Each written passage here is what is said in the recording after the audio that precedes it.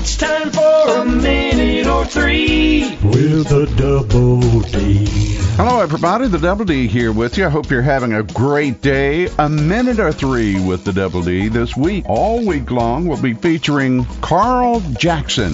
Carl Jackson, one of the finest banjo players I have heard in quite some time. He's a regular on the Grand Ole Opry. He also did a stint a few years with Glenn Campbell, which we'll talk about during some of these interviews. Also, Jim and Jesse, his younger days, his older days, what he does now. We'll talk about all that with Carl Jackson. Carl, tell me, how did you get started picking a banjo?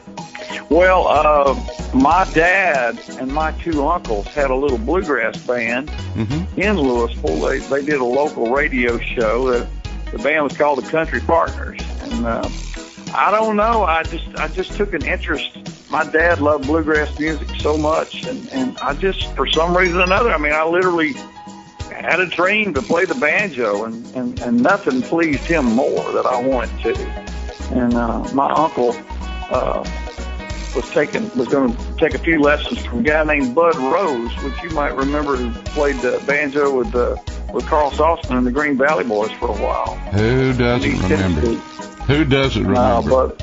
Yeah, great player and singer, and just a hero of mine, and so I took 2 or 3 lessons from Bud while he was down in the Aliceville, Alabama area, and then he had to move back to Greenville, Tennessee, and but we stayed in contact. Bud sent me a few tapes through the mail, but I spent a whole lot of time in front of a record player, slowing records, and listening to Earl Scruggs and Alan Shelton, Don Reno.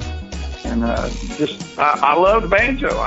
It's like that's at about 8 years old or so that I started playing banjo. And to me, the banjo, I couldn't get my fingers to work right. What was the banjo? Apparently, wasn't a very hard instrument for you to learn to play, and I've heard that it's actually very simple to play a banjo. But now I don't know who's right, because I can't do either one. Well, whoever told you it was simple, I don't believe that was correct.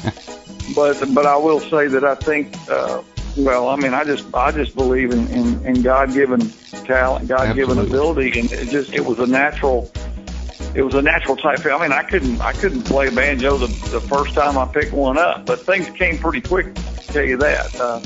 And I do believe with all my heart that a lot of abilities like that, musicians and whatever things that people become good at or whatever, I believe with all my heart that God places that talent there, and we have to try to recognize it and develop it. We'll have more with Carl Jackson on part 2 of the interview that I did with him. On part 2, we'll talk about his younger days and ties to the Alabama area. Until part 2, may the good Lord bless you real good. Smile, it increases your face value. And when you think you get to the end of your rope, just tie a little knot in it and hang on. But as my good friend John L. always said, just be sure it's not a slip knot. Tootie hoo. A minute or three with a Double D.